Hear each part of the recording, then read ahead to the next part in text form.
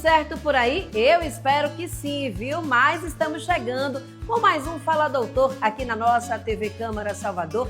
Fique à vontade, você já sabe que esse espaço é para a gente conversar sobre várias questões, mas principalmente sobre saúde e bem-estar. E o tema de hoje vai para você que anda sedentário, sem cuidar muito bem dos seus hábitos de vida. Preste atenção, viu? Porque as hepatites virais continuam sendo um importante problema de saúde pública aqui no Brasil. Muitas vezes silenciosas, essas doenças podem passar anos sem apresentar sintomas, mas quando não diagnosticadas e tratadas, podem causar complicações graves, como cirrose e câncer de fígado. A boa notícia é que algumas hepatites podem ser prevenidas por vacinas, outras têm tratamento, em alguns casos até cura. No Fala Doutor de hoje, vamos esclarecer as principais dúvidas sobre as hepatites virais, entender como acontece a transmissão, quais são os sinais de alerta, quem deve fazer os testes e como a prevenção pode salvar vidas. Para essa conversa, eu convoquei o médico hepatologista Dr. Paulo Bittencourt, uma das maiores referências na área, que vai nos ajudar a entender tudo sobre esse tema tão importante para a saúde da população. Venha comigo. Pronto, eu já estou aqui com o Dr. Paulo Bittencourt, ele que é médico hepatologista e vai nos ajudar a entender um pouco mais sobre as hepatites virais. Doutor, seja muito bem-vindo ao nosso programa, tudo bem? Tudo bem, muito obrigado aqui por esse canal. A gente está falando sobre hepatites virais, que é um tema muito importante para a saúde da população brasileira. Muito bem, vamos começar então explicando de uma forma simples, de uma forma clara, para que todo mundo que está em casa consiga compreender o que são essas hepatites virais. Vamos começar, Cris, pelo termo hepatite. Hepatite significa inflamação no fígado, que pode ser causada por infecções por vírus, que têm predileção pelo fígado, né, que são os vírus hepatotrópicos, que são os vírus das hepatites A, B, C, D e E. As mais importantes são as hepatites A, B e C, mas são inflamações que podem ser causadas também pelo consumo abusivo do álcool, pelo uso inadvertido de algumas medicações que têm potencial para causar lesão no fígado, medicações hepatotóxicas e até mesmo por chás e fitoterápicos. Então, hepatites resultam de uma inflamação no fígado e são virais quando a causa é uma infecção viral. O senhor falou aí sobre alguns fatores de risco, né? E isso chama muito a atenção, principalmente por causa dos hábitos do brasileiro. Então, eu queria que o senhor falasse quais são os tipos de hepatites que são mais comuns aqui no Brasil. Vamos lá. Então, assim, nós temos as hepatites virais, que são hepatites que são relativamente comuns. Não é atualmente a principal causa de lesão hepática, a gente pode falar sobre isso depois, mas são aquelas hepatites que podem causar urina escura, olhos amarelados, pele amarelada, que a gente chama de icterícia colúria. A principal causa de hepatite aguda é a hepatite A. Ela ocorre principalmente em crianças, muitas vezes de forma assintomática, e no adulto ela acaba causando esse amarelão, esses olhos amarelos e urina escura, que a gente chama de hepatite aguda. Pode dar náuseas, vômitos, um pouco de febre, e é uma hepatite de transmissão fecal-oral. O que isso significa? É pelo consumo de alimentos contaminados ou água contaminada, principalmente por falta de esgotamento sanitário. Às vezes a gente tem alguns locais aqui do nosso litoral deságue de esgoto diretamente na rede fluvial e pluvial, e isso acaba contaminando às vezes as nossas praias, né? Então muita gente ainda adquire esse tipo de hepatite. E quando ele ocorre na idade adulta, ele pode dar esse quadro de hepatite que tende a ser autolimitado, mas alguns pacientes às vezes apresentam insuficiência hepática e precisam inclusive de um transplante. Essa hepatite ela pode ser grave, mas ela não cronifica, ou seja, ela não evolui para cirrose e câncer de fígado. Sim. Diferente das outras que são mais prevalentes aqui no nosso meio, que são as hepatites B e C. A hepatite B tem uma transmissão principalmente por via sexual. Então, a principal prevenção é o uso de preservativo.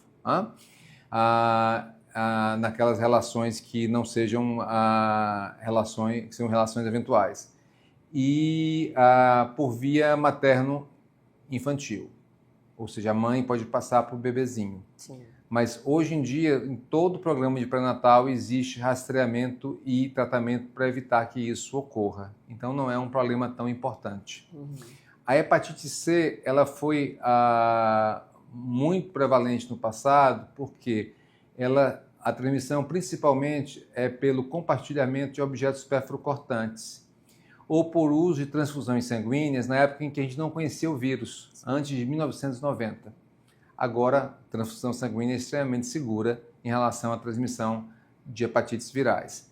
Mas muita gente se contaminou compartilhando seringa e agulha, naqueles pacientes que usavam drogas injetáveis, mas também no cabeleireiro, na manicure, quando não se usava material descartável. O material descartável é, na verdade, uma coisa relativamente nova depois da infecção pelo HIV. Antes ninguém se preocupava com isso, né? As pessoas compartilhavam alicate, compartilhavam tesourinha e muita gente se contaminou.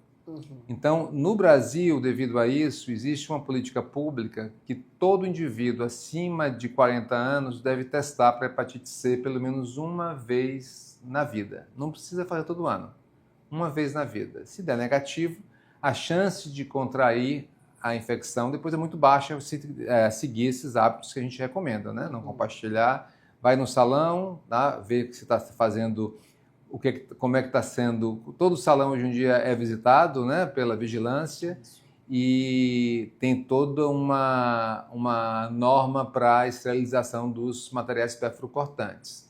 Mas no passado a gente não tinha isso. Então, quem tiver mais de 40 anos pode ir em qualquer unidade básica de saúde, é gratuito, fornecido pelo SUS, fazer um teste na ponta do dedo. É uma pequena picada por uma lanceta e em cerca de 10 a 20 minutos tem um resultado. Então, se for positivo, já é indicado tratamento. O tratamento hoje em dia para hepatite C é curativo, fornecido pelo SUS com uma taxa de eficácia superior a 90%. Uma revolução que aconteceu nos últimos 5, 10 anos. Tanto que, antigamente, a maior parte das pessoas que precisavam de transplante de fígado era por hepatite C. Hoje em dia o número caiu e atualmente a gente tem muito mais transplante por uma outra causa de hepatite, que é a gordura no fígado, do que por hepatites virais. Então, o que pode ficar de mensagem importante para a população? Falando das hepatites. Hepatite A tem vacina, não é inteiramente disponível pelo SUS, mas se você evitar consumo de alimentos contaminados, lavar bem frutas e legumes e evitar banho de rio ou de mar em área em que possa haver contaminação com a rede de esgoto, a chance de transmissão é baixa. Então, são, na verdade, hábitos de higiene que você deve se ater sempre no seu dia a dia. Para a hepatite B tem vacina. Todo mundo com idade inferior a 25 anos já é vacinado, porque já nasce vacinado, né? Faz parte do cartão vacinal, nasce vacinado se a mãe tiver hepatite B. Se não tiver hepatite B, faz parte do calendário vacinal infantil. Quem tem mais de 25 anos, antigamente não podia procurar um posto de saúde para se vacinar, porque a vacina não tinha distribuição universal. Sim. Nos últimos anos foi uma conquista. Então, quem tiver 30, 40, 50, 60 anos e tiver fator de risco, que principalmente hoje em dia é via sexual, tá? E está todo mundo tendo a vida sexual ativa até a terceira idade, graças a Deus, né? Também uma mudança nos últimos anos que ocorreu. É importante se vacinar. Então, é só ir numa unidade básica de saúde, fazer o teste, que também é gratuito, fornecido pelo SUS. Se for negativo, se vacina. Se for positivo, evidentemente tem que tratar e também tem tratamento disponível, fornecido pelo SUS, muito eficaz para a supressão do vírus. Infelizmente, não é um tratamento curativo. Para a hepatite B, a gente tem um tratamento que evita que o vírus se replique, igual ao HIV. Mas não há um tratamento curativo que elimine o vírus. Para C, não. Isso ocorre. Então, a gente tem um cenário para as hepatites virais com uma política pública que foi muito eficaz para a redução e a eliminação da doença. A gente acredita que daqui a pouco a gente tenha muito pouca gente no Brasil convivendo com essas hepatites. Por outro lado, a gente tem outros problemas, né? Tem a questão do consumo abusivo de álcool, que é muito prevalente na nossa população, tá? Pode chegar a 10 a 15%, às vezes mais em alguns estados, pessoas que fazem consumo abusivo, e a gente chama de consumo abusivo, e é importante as pessoas terem essa noção. Para a mulher, é mais do que um drink por dia. Para homem, mais do que 2 drinks por dia. Um drink é uma dose de destilado de 50 ml, uma latinha de cerveja ou um cálice de vinho. Mas tem aquele indivíduo que acha que não bebe de forma abusiva porque só consome álcool no final de semana. Acho que a maioria das pessoas. Né? Se você for do sexo feminino e consumir mais do que 4 drinks por ocasião, ou do sexo masculino mais do que 5, se enquadra numa categoria de bebedor episódico pesado. E a gente não quer estigmatizar ninguém. A gente sabe que o risco de cirrose nesses indivíduos duplica quando ultrapassa essa dose. Então, o que a gente sempre lembra é o seguinte, a gente não quer necessariamente fazer com que o indivíduo reduza o consumo ou se abstenha do consumo. É uma decisão pessoal. O consumo de álcool está associado a uma série de agravos da saúde que extrapolam, inclusive, a saúde do fígado. Mas se o indivíduo cair nessa condição de risco, é importante ele fazer um check-up, né? Ou ele incluir no seu check-up as enzimas hepáticas, a TGO e a TGP. A gente fez um trabalho com Datafolha, publicado há cerca de 2, 3 anos atrás, em todo o Brasil, que a maior parte daqueles indivíduos que faz consumo abusivo de álcool, na verdade a pergunta foi como é que você acompanha o seu fígado. Quem consome mais do que 2 drinks por dia, a maior parte das pessoas é muito negligente. Sim. Não faz exames, nunca fez ultrassom, nunca testou para hepatite C e não se vacinou para B. Parece que é uma população que descuida um pouco mais da saúde e é a população de maior risco. Então, cabe esse recado aí para o nosso telespectador. Se bebe um pouquinho mais, se quando for procurar o médico, comente com o médico sobre o padrão de consumo, porque são exames de sangue que podem ser acrescentados a uma dosagem de colesterol, triglicéridos, exames que são feitos de rotina para a saúde cardiovascular, que podem, na verdade, mostrar se seu fígado está, na verdade, tendo uma inflamação, uma hepatite, associado ao consumo de álcool. E o último problema, tem uma série de outros que não são tão frequentes, mas que é importante comentar, é a gordura no fígado. Né? A gordura no fígado, hoje em dia, é um dos assuntos mais pesquisados no Google. Não sei se você sabe, Cris. E o que é que gera a gordura no fígado? A gordura no fígado é uma alteração metabólica que faz com que haja um acúmulo de triglicérides dentro da célula hepática. Ocorre no pré-diabetes, diabetes e naqueles indivíduos com obesidade. Alguns indivíduos magros podem ter, mas a imensa maioria dos indivíduos que têm gordura no fígado tem excesso de peso, obesidade e diabetes. A gente sabe que cerca de 50% das pessoas que têm obesidade, convivem com obesidade, têm gordura no fígado. Ela é muito prevalente, não é a gordura no fígado em si que leva a um risco maior de cirrose e câncer, mas é a inflamação que ocorre em alguns indivíduos. Então, todo mundo que tem fator de risco para gordura no fígado, a gente tem que avaliar se tem inflamação ou se tem o resultado dessa inflamação, que é a fibrose, a cicatriz que ocorre no fígado quando existe a inflamação de forma repetida. Então, esses indivíduos que têm um risco maior. E, curiosamente, esse risco não é só para a saúde do fígado. Quem tem gordura no fígado e inflamação tem maior risco de doença cardiovascular, infarto e derrame, tem um maior risco também de câncer, mesmo câncer fora do fígado. Então, é um problema que mostra assim, uma alteração metabólica, que a gente chama aqui na medicina de resistência à insulina, que é, na verdade, o que está por trás de grande parte das pessoas que têm diabetes, e é uma consequência da obesidade, e uma inflamação que ela não fica só no fígado, ela também acomete nossas artérias e acaba levando a um risco maior também de câncer. Então, atualmente é um problema de saúde pública global. Tá? A gente sabe que no Brasil, cerca de 30% das pessoas têm gordura no fígado. Tá? Aproximadamente 10 a 15% de quem tem gordura pode ter inflamação e um risco importante de agrava a sua saúde hepática e não hepática. Uhum. Doutor, o senhor trouxe aí um panorama, né, dos tipos de hepatite, explicando inclusive o que é que pode acabar gerando essa doença. Mas eu queria que o senhor falasse um pouco sobre sintomas. A gente sabe que, o senhor citou também aí na sua fala inicial, sobre a hepatite ser silenciosa e de quando ela se manifesta já está em um estágio mais avançado. Como é que um cidadão que não tem o hábito de fazer os seus exames regularmente, que está ali vivendo sua vida social e achando que, não, eu vou tomar minha cervejinha todos os dias mesmo, sei lá, enfim, tendo sua rotina ali, sem muita preocupação com a saúde, como é que ele pode ligar esse sinal de alerta, para além, né, dessa medida que o senhor trouxe em relação à quantidade do drink e tal, mas assim, como perceber que eu sou uma pessoa, um paciente potencial de estar com hepatite? A pergunta é excelente, Cris. A gente tem, pela sociedade, uma proposta de linha de cuidado tramitando no Ministério exatamente para promoção e prevenção de agravos da saúde do fígado. Tá? Então, assim, as doenças hepáticas, elas são silenciosas, mas elas não são silenciosas no início. Sim. Elas são silenciosas também quando elas progridem para cirrose e câncer de fígado. Então, um indivíduo com cirrose, ele pode não ter nenhum sintoma, até apresentar sangramento digestivo, a barriga d'água e aquela confusão mental que a gente chama de encefalopatia. Quando isso ocorre, a sobrevida média é em torno de 2 anos sem um transplante de fígado.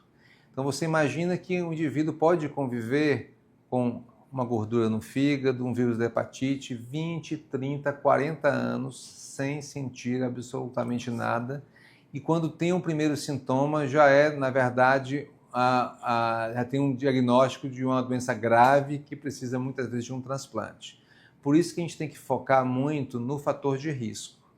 Algumas hepatites, quando são agudas, por exemplo, como a hepatite A, podem dar aqueles olhos amarelos, Sim. mas a imensa maioria evolui de forma assintomática. Então a gente tem que buscar, o indivíduo tem que buscar se ele tem algum fator de risco maior, tá, no seu dia a dia. Então, quem tiver obesidade ou diabetes, deve falar com o seu médico, porque tem testes que são muito simples, que nós chamamos de métodos não invasivos, para avaliar se existe risco de fibrose, de gordura no fígado com fibrose. Testes são feitos com marcadores laboratoriais simples, plaquetas, sim, AST e ALT. Se o indivíduo for ver, ele muitas vezes já fez esse exame muitas vezes, mas nunca com esse intuito de avaliar a saúde do fígado. Então, se você tiver obesidade ou conviver com diabetes, converse com seu médico. Se você tiver um consumo de álcool acima desses limiares que eu coloquei aqui na apresentação, mas se tiver qualquer consumo de álcool regular, converse com seu médico para avaliar se não vale a pena incluir no seu check-up as enzimas do fígado. Mais de 40 anos, passe no posto de saúde para testar a hepatite C se nunca testou. Uhum. Não se vacinou ou não se lembra se vacinou, porque quem vai se lembrar se foi no posto de saúde com 1, 2 ou 3 anos, ou a mãe ou o pai, se estiverem aqui conosco, vai se lembrar se vacinou ou não, a carteirinha vacinal todo mundo já perdeu, não sabe? Procure um posto de saúde, uma unidade básica de saúde, faça o teste e se o teste for negativo, se vacine, está disponível, é uma política pública para, na verdade, mitigar aí esse problema que é a cirrose e o câncer de fígado. Uhum. E a hepatite C, se nunca fez o teste, faça. Então tem essas recomendações que são gerais para a saúde do fígado, que eu acho que a gente tem, na verdade, que mudar muito o enfoque nosso de pensar assim, se eu tiver um problema, tem um transplante, se eu tiver um câncer, tem tratamento hoje em dia. Vamos prevenir, claro, né? As pessoas vão sofrer muito menos, uhum, o custo para o nosso sistema de saúde vai ser menor. E são coisas muito simples, né? Então, assim, conversar com o médico um pouco mais sobre o seu hábito de vida. Sim. E principalmente ter a ação mais proativa de procurar a unidade básica de saúde para fazer teste de vacinação. O cuidado principal é higienizar as mãos corretamente, as unhas até o cotovelo. Essa higiene é primórdia em qualquer lugar. Porque as pessoas começam muito bem e depois esquecem que a gente tem que fazer a higiene para fazer qualquer coisa. Compra no mercado, botou na geladeira, tem que higienizar. Chegou da rua, tem que se higienizar. Senão a gente continua proliferando aquilo que é ruim. Doutor, para além da vacina, né, quais são esses hábitos do dia a dia que a gente pode já recomendar ou orientar o nosso ouvinte, nosso telespectador, quem está acompanhando essa conversa, para que possa diminuir as chances de ter uma hepatite, né? Isso falando aqui, hábitos de alimentação, de exercícios, enfim, o que é que pode ser feito, né? Além desse cuidado no compartilhamento, né, de objetos, mas também no consumo da bebida alcoólica, mas no dia a dia, tem alimentos que devem ser evitados? Eu queria que o senhor falasse um pouco sobre isso. Vamos falar de uma forma geral, saúde do fígado, tá? Então, existem questões que voltadas para hábitos de vida que são importantes. A doença principal do fígado hoje em dia é gordura no fígado. Está associada com obesidade e diabetes, tá? Que são situações que estão muito ligadas a uma alimentação mal equilibrada.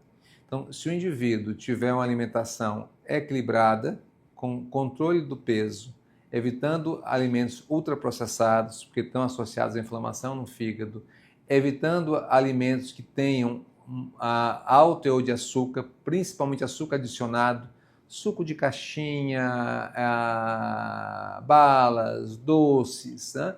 Geralmente tudo aquilo que apetece muito o nosso paladar e é de baixo custo, tem muito açúcar. Uhum. Hoje em dia, a gente tem uma legislação que ajuda a gente, né? Até quando a gente vai comprar alguma coisa e tem assim, alto teor de açúcar, a gente já se assusta, né? Mas é importante porque aquele produto já está dizendo, tá, o risco que ele está, na verdade, levando à nossa saúde. Não é que seja, não vou consumir de jeito nenhum. Não. Tá?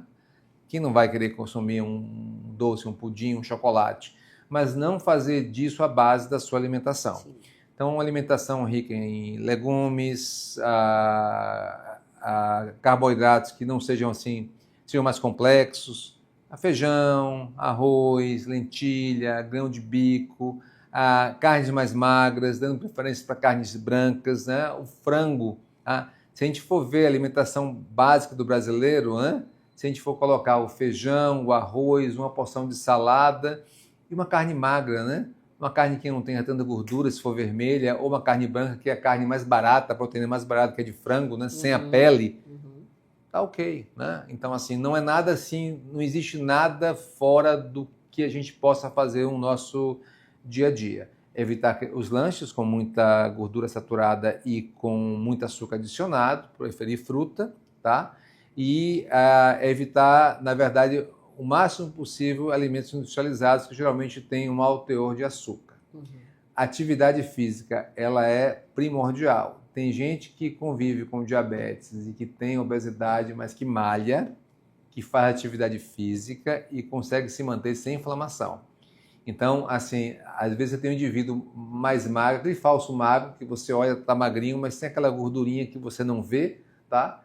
Aquele indivíduo que ele tem esse biotipo e ele não malha, ele tem um risco, às vezes, muito parecido com aquela pessoa que tem um peso um pouco maior, mas se cuida e faz atividade física. Então, o adequado é que faça pelo menos 150 minutos por semana. E a atividade seja tanto uma atividade aeróbica quanto também resistiva. Não é para fazer só 150 minutos. É para fazer, na verdade, pelo menos. Pode fazer bem mais se tiver, na verdade, tempo e predisposição. E, assim, não precisa de manobra radical. A gente tem eu sempre falo com meus pacientes, se você tiver um excesso de peso, ou tiver obesidade, e perder 5% do peso, só 5%, você já reduz a gordura no fígado. Se você perder 7%, você reduz a inflamação. E quem perde 10%, tá, pode reduzir até a fibrose. Então, às vezes, pequenas manobras, mudanças de hábitos de vida, não tenho tempo, mas pode, né, andar um pouquinho mais para chegar ao trabalho, fazer como eu fiz hoje, eu subi os lances de escada para estar aqui com você, né, na entrevista, não peguei o elevador. Então, são mudanças no seu dia a dia que você pode, na verdade, se adaptar para ter uma atividade física melhor. tirando a atividade física e alimentação, tem uma coisa muito importante para a saúde do fígado, que é evitar produtos que sejam lesivos ao fígado, hepatotóxicos. A população tem na cabeça que o que vem da natureza é saudável. Então, o que vem da mãe terra, da mãe natureza, nunca pode dar problema. E consome todo tipo de chás. Tem chás que são hepatotóxicos. Então, tem que ter um certo cuidado quando vai consumir isso de forma regular. Aquele chá, qual é o chá que é hepatotóxico? O que vem de supermercado geralmente não tem problema, tá? Mas aqueles chás que são vendidos em feiras populares, em casas de produtos especializados, podem ser hepatotóxicos. Chá de cavalinha, chá de confrei, tem tantos, um rol grande de produtos. Então, lembrar que chás fitoterápicos podem causar mal ao fígado. Não é assim como também alguns remédios, mas o remédio está na bula, tá? Se você lê, o médico sabe quando prescreve, sabe se deve monitorar as enzimas do fígado ou não, mas isso acaba não valendo para produtos naturais. Então, ter essa questão que é importante. Academia, culto à beleza, culto ao corpo, muita gente está usando anabolizantes, que são muito prejudiciais à saúde do fígado, podem dar hepatites e também causar alguns tipos de câncer no fígado. Então, muito cuidado também com esses produtos que vêm aí dentro da questão do culto ao corpo e o ganho de massa magra. Pode ser deletério. E a questão de hábitos de vida que são muito importantes. Então, evita compartilhar seringa, agulha, se for usuário de drogas injetáveis, cuidado com as tesourinhas, com a gilete de barbear, com esses produtos que podem, na verdade, se contaminar com o sangue de alguém que tem hepatite e transmitir isso para você. Relações sexuais, eventuais, com parceiros que não sejam conhecidos, a preocupação sempre com o uso de preservativo. O preservativo as pessoas sempre associam a HIV. Não é só HIV, é uma série de doenças sexualmente transmissíveis, né? Sífilis, incluindo hepatites virais também. Então, assim, são hábitos de vida que vão ajudar a sua saúde do fígado. E a bebida alcoólica sempre tem em mente, se bebe mais um pouco, tenta restringir um pouco mais, mas principalmente leva em consideração a questão de falar isso com o seu médico. O médico, às vezes, fica naquela conversa assim, você bebe, mas eu bebo social. Socialmente. Então, o que é social é uma ampla gama de consumo. Você vai ver o que é social para o indivíduo. Tem pessoas que trabalham, na verdade, com a parte de relações comerciais.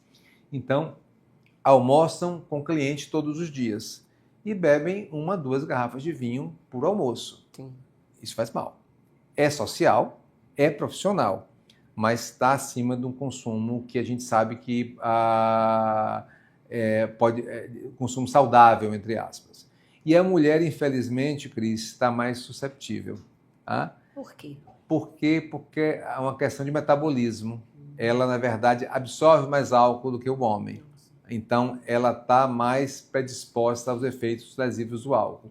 A gente costuma dizer, é algo muito radical, que não existe dose segura para o álcool, tá? Mas para a mulher, o consumo do álcool, metade do consumo do homem já pode levar tanto que assim, no máximo um drink por dia, né? A gente fala ou 7 drinks por semana, ou 4 por ocasião. O homem tem um limite muito maior por essa questão de gênero mesmo, né? De metabolismo ligado a gênero. Então, tem que ter um cuidado, porque as mulheres estão bebendo mais. E os adolescentes estão bebendo mais, estão levando esse consumo para a vida adulta. Precisa esclarecer, né? Tem uma série de agravos da saúde, que não cabe aqui a gente comentar, efeitos cardiovasculares, um risco maior de violência interpessoal, sintomobilístico, tudo isso relacionado ao álcool.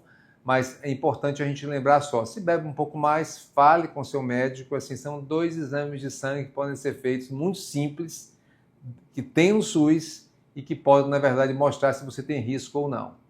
Uma informação importante também para a população não é só o consumo, existe uma predisposição individual e genética. Apenas 30% das pessoas que bebem muito faz doença hepática. 70% não faz. Sim. E isso é transmitido, né, tem uma hereditariedade. Então, assim, se o pai tem um risco maior, teve uma cirrose por álcool ou uma hepatite alcoólica, o risco da descendência ter também é mais alto. Então, é um fator de risco que a gente pode monitorar conversando com o médico e fazendo esses exames.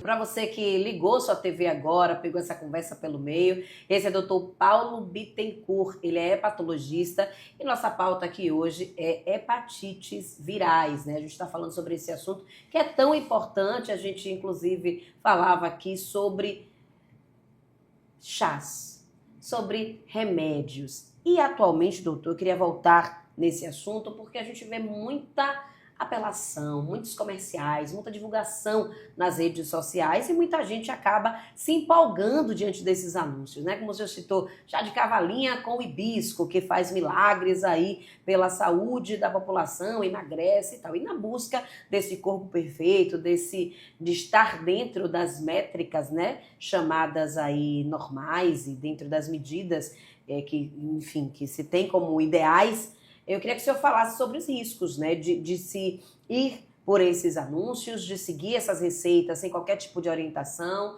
Você já falou dos riscos ao fígado, mas eu queria que o senhor citasse exemplos, por exemplo, de pessoas que já chegaram no seu consultório e que foram vítimas desse tipo de situação.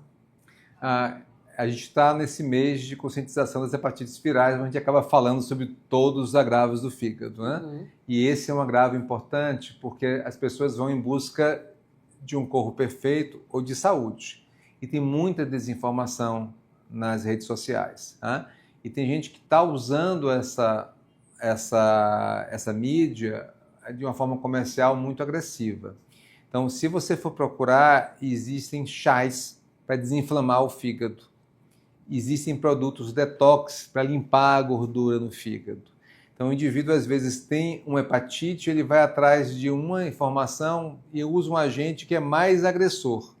E aí acaba voltando com um problema mais grave. Então, isso é frequente porque o uso, novamente, existe a questão da população achar que o que vem da natureza não faz mal. O remédio da farmácia também vem da natureza. Muitos são sintetizados a partir de produtos naturais. Tá? Então, E a gente sabe que esses produtos de farmácia podem fazer mal porque eles passaram por estudos clínicos. Então, a gente sabe exatamente o que pode acontecer em quem usa esse produto e como é que a gente deve monitorizar. Tem alguns produtos farmacêuticos que a gente sabe que a gente tem que acompanhar as enzimas do fígado por um dado período. Uhum. Nesses produtos naturais isso não ocorre. Então, assim, muita gente procura esses produtos achando que vão, na verdade, ajudar na cura da sua doença hepática. Isso piora, isso é frequente. Agora, o outro lado que você comentou é aquele indivíduo que está buscando alguma coisa para melhorar a sua saúde ou para esse corpo, né, dentro dessa métrica atual perfeito, né? Que, curiosamente, nunca está bom. Né? As pessoas querem cada vez mais massa muscular, querem cada vez mais um físico perfeito e às vezes você olha para a pessoa e vê que não está faltando nada, não tem problema nenhum, não tem gordurinha nenhuma, mas há essa questão, há essa obsessão por essas métricas que cada vez são mais abusivas, né? A gente pode dizer assim. E aí existe uma indústria por trás disso que não é regulamentada.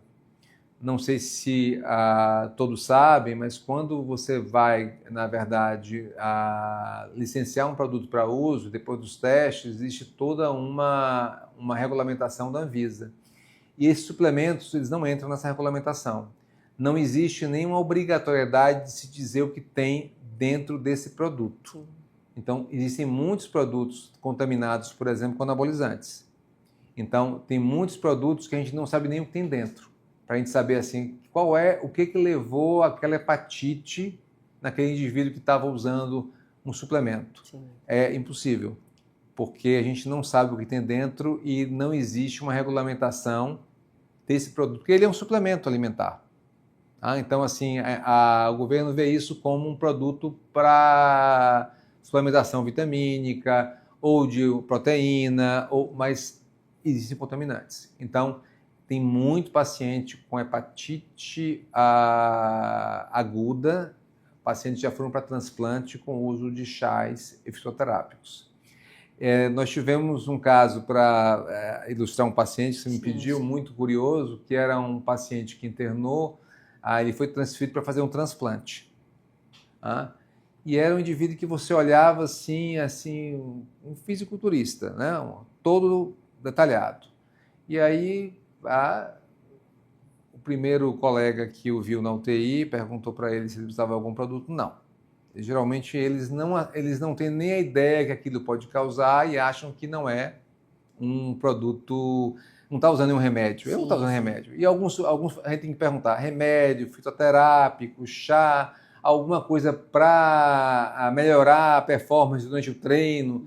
E tem que ser muito detalhista. Ele estava usando um esteroide anabolizante por via intramuscular, tá? De uso veterinário, que foi, na verdade, recomendado por um personal, por um educador físico. Isso é muito frequente hoje em dia. Ele acha que o médico não vai gostar porque ele não vai entender. Só gosta de um tipo de medicina e não da outra. Então, muitas vezes ele esconde. Nós já tivemos pacientes que tiveram internados no hospital, graves, em que, na verdade, a gente só descobriu depois, foi muito curioso, porque entrou uma paciente, a Bahia tem essas coisas, né? Entrou um paciente na sala quando a outra paciente saiu com uma hepatite de causa ignorada. Se falaram, se cumprimentaram, você aqui, o que está acontecendo? Não, eu me internei, eu quase que fui para transplante, e você, não, minhas enzimas estão alteradas. Aí quando vocês se conhecem da onde? Da clínica tal. Mas vocês estavam fazendo o que lá? A gente estava usando um produto para melhorar a imunidade. Eu digo, e que produto é esse? Eu não falei, doutor, porque é algo natural. Eu digo, mas eu não perguntei. Ele perguntou, mas para mim isso não faz mal à saúde. Eu digo, então, tem que desmistificar isso na população. Isso é muito frequente. Então, toda vez que chega algum paciente, isso é frequente aqui no Brasil, é frequente nos Estados Unidos, a gente chama de medicina complementar, e muito mais frequente na Ásia, na China, onde tem aquela medicina tradicional chinesa. Então, não é um problema exclusivo do país, né? Mas o que a gente precisa bater sempre na tecla pode causar mal à saúde. Na imensa maioria das pessoas não causa. E é um tipo de mecanismo que é difícil da pessoa entender. Sim. Porque as pessoas acham que o que causa mal ao fígado é o consumo de doses altas e repetidas. Mas o mecanismo da lesão hepática, a gente chama de idiosincrásico, que mesmo com quantidades muito pequenas, num indivíduo predisposto, que metabolize aquela substância de uma forma diferente, não é toda a população, é que causa esses problemas. Então, a maior parte das pessoas, na prima que usou, na amiga que fez uso e ficou super bem, não vai causar. Mas nela, que tem a genética que dá essa predisposição, pode dar um quadro grave. Então, sempre lembrar se está tomando algum produto desse tipo, começar com náusea, com vômito, com algum sintoma, pare e procure atenção médica. Se ficar com olhos amarelos, então, mais um motivo. Teve um caso interessante que foi para uma matéria com o Drauzio Varela e depois foi para o Fantástico, uma menina daqui, né, que fez um transplante aqui no hospital, que ela estava usando um chá com um nome muito peculiar. Ela usava porque a família toda usava, ela tinha no quintal de casa, sabe qual é o nome do chá? Mãe Boa. Meu Deus. Então, como é que um chá de mãe boa pode causar mal? Não existe um nome desse, você fica até com vontade de tomar, né? Também é que eu pensei. Então, a mãe boa é que deu esse problema todo para ela. Que absurdo, né? É interessante a gente falar sobre isso. E até serve de alerta para você que está aí em casa, acompanhando essa conversa. Tenha calma, não vá, não siga essas receitas, né? Realmente procure orientação médica, até mesmo antes de tomar qualquer tipo de chá, enfim, que você não conhece, e fazer o uso abusivo, né? Como o senhor citou. O problema não é tomar um dia aquele chá, o problema é tomar com frequência, achando que aquilo ali é a poção milagrosa, né? Mas vamos falar então um pouco mais sobre tratamentos, doutor. A gente tem aí essa gama, esses vários tipos de hepatites. Ao ser diagnosticado, né? Como é que se dá esse tratamento? Quais são as etapas? Quais são as fases? O paciente vai fazer esse tratamento durante toda a vida? Vai precisar desse acompanhamento? Fala um pouco mais sobre isso. Vamos lá, a gente vai falar das hepatites mais frequentes. A gente tem uma hepatite D, que eu acho que quem estiver fora da Bahia ou estiver viajando para cá vai estranhar, mas é uma hepatite que tem basicamente na bacia amazônica, não tem em outros locais do país. E tem a hepatite E, que é muito raro no Brasil. Então, vamos falar da hepatite A, da B e da C. Tá. A A não tem tratamento porque a resolução é espontânea. Então, é como se fosse um resfriado, uma gripe. Você tem a hepatite, você se cura, tá? Ela pode ser grave, precisar de um transplante, mas é excepcional. E a maior parte dos indivíduos tem resolução espontânea com a recuperação completa da função do fígado. Sim. A hepatite B, ela, se for associada, o vírus da hepatite B, ele pode estar presente e não causar inflamação. E o indivíduo precisa ser acompanhado. Mas se tiver inflamação ou alta replicação viral, existe um tratamento fornecido pelo SUS com medicamentos antivirais que é altamente eficaz para suprimir o vírus. Uhum. Esse indivíduo geralmente vai tratar durante toda a sua vida. É possível que, dependendo da resposta, a gente possa interromper esse tratamento, mas quando a gente começa, geralmente a gente fala que é para o resto da vida, com algumas exceções, com possibilidades de resposta e suspensão. Sim. Para a hepatite C, o tratamento é com medicamentos que se usa por período muito finito, tá? Cerca de 3 meses, Tá. E o indivíduo está curado em 90% dos casos. A boa notícia é que o tratamento das hepatites virais ele é disponível no SUS. E atualmente a maior parte dos indivíduos, tá, independente da classe social, porque não vende isso em farmácia, você não vai encontrar isso na farmácia da esquina, se trata no SUS. Tá? O governo, na verdade, ou produz ou importa esses medicamentos, ou compra da indústria farmacêutica e fornece, não é de graça, porque a gente paga impostos, né? E fornece à população dentro de um programa que é modelo no mundo. Então, vamos falar bem do nosso Brasil no que ele é bom, né? SUS e Programa de Eliminação das Hepatites Virais. Então, o tratamento ele é disponível, é finito para hepatite C, ele é de longo tratamento, né? A longo prazo para hepatite B e ele não é necessário para hepatite A. Lembrar, no entanto, que aquele indivíduo que já fez cirrose, quando ele se cura, ele tem que ser acompanhado para o resto da vida, porque existe um risco, mesmo após a cura virológica ou a supressão do vírus, de desenvolvimento de um tumor chamado hepatocarcinoma, ou câncer de fígado, que é um tumor que está crescendo muito na população e que ele é diagnosticado quando se faz um segmento, principalmente com ultrassonografia semestral naqueles indivíduos com cirrose. Então, é importante a gente lembrar isso. O indivíduo que tem cirrose, se curou, não é assim, não vou mais para o médico. Ele vai ter que estar acompanhando para o resto da vida. Indivíduos sem fibrose avançada ou cirrose, eles podem ter alta dos ambulatórios. Era uma coisa que era para estar já eliminada, né? Mas, incrível que pareça, as coisas que já lá atrás se perdeu, está voltando agora. Em vez de voltar coisas boas, só volta coisas ruins. Então tem que ter todo cuidado é pouco. Todo cuidado é pouco. Eu acho que principalmente quem trabalha com alimentos tem que estar sempre se reciclando para evitar esse tipo de contaminação. A desinformação ainda é um grande problema aqui no nosso país, né? Muita gente acaba, como falamos aqui durante nossa conversa, negligenciando muito algumas doenças, negligenciando a ida ao médico, fazendo a automedicação, né? Fazendo uso de medicamentos sem prescrição médica, e a gente sabe o quanto isso é problemático. Eu queria que o senhor falasse sobre a importância de campanhas de conscientização, como, por exemplo, acontece no mês de julho, no Julho Amarelo, né? Quando a gente está gravando esse programa aqui, inclusive estamos em campanha, mas eu queria que o senhor falasse sobre a importância desse tipo de campanha, não somente no mês de julho, né? Enfim, essas campanhas, como acontecem muitas vezes, os temas são abordados em telenovelas, os temas são abordados em filmes, em outras situações ali que podem levar o cidadão a refletir, a pensar sobre suas mudanças de hábitos, né? Queria que o senhor falasse um pouco sobre isso. A campanha primeiro, agradecer essa oportunidade de estar trazendo informação aqui para a população, Cris. é muito importante. A gente tem, na verdade, essa preocupação do ano inteiro. A campanha ela é interessante porque chama muita atenção para o tema, chama atenção para a imprensa, a população. E sem um mês é estratégico porque se fala muito sobre esse assunto em diferentes mídias durante o mês. Mas a gente brinca que a gente acha que assim, todo mês pode ser amarelo, né?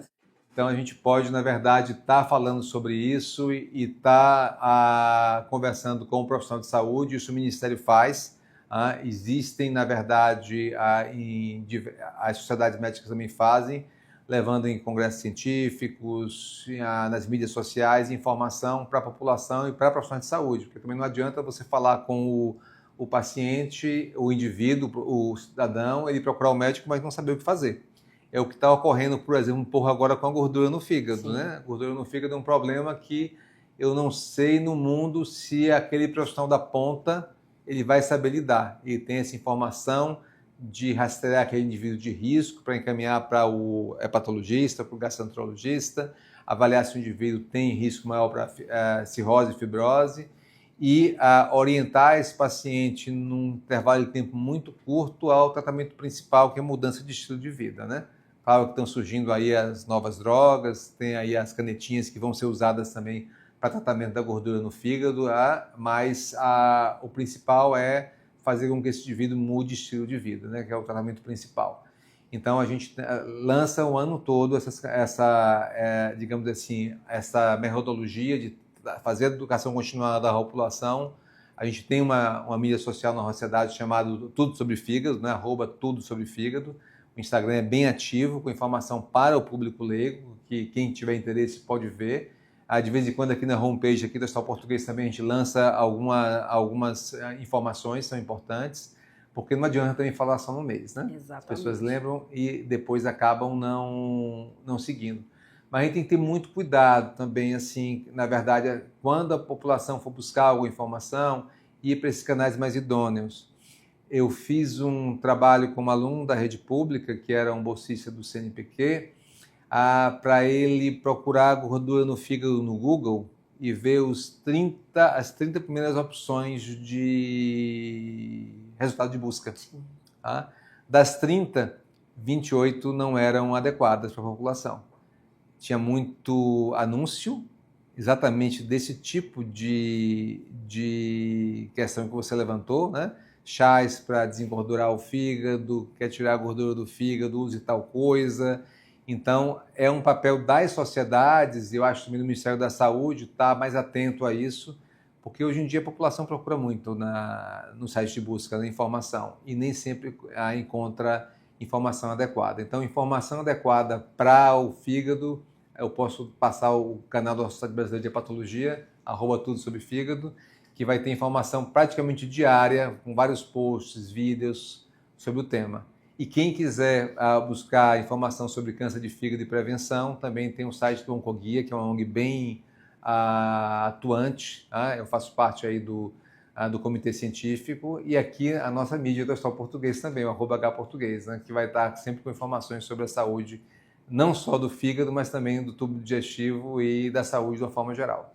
Perfeito. Doutor Paulo, muito obrigada por essa conversa. Foi ótimo a gente tratar desses pontos tão importantes em relação às hepatites. Com certeza, nosso público, nosso telespectador foi contemplado, já está mais atento, e a gente espera aí que estejam mais conscientes em relação a essa doença, que ainda é um problema de saúde pública, né? Que a gente precisa desses canais de comunicação para justamente expandir, ampliar esse conhecimento. Fica aí a dica desses links, né, desse Instagram, Tudo Sobre Fígado, e dessas outras referências que vocês podem buscar aí, se quiserem mais informações. Mais uma vez, obrigada, viu? E até uma próxima. Eu que agradeço. Até a próxima.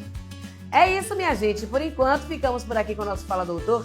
Lembrando que toda semana tem programa novo, inédito aqui na nossa TV Câmara para você. Basta você também acessar o nosso canal no YouTube, e lá você encontra todos os programas toda a nossa programação, tudo que já rolou até agora. Tem aquele tema que você quer saber um pouquinho mais, quer voltar a fita e recordar sobre essa conversa, então vai lá no nosso canal no YouTube, o QR Code está aqui no cantinho da tela, basta você apontar a câmera do seu celular e você vai ser direcionado para lá. Um grande beijo para você e até a próxima semana. Tchau, tchau.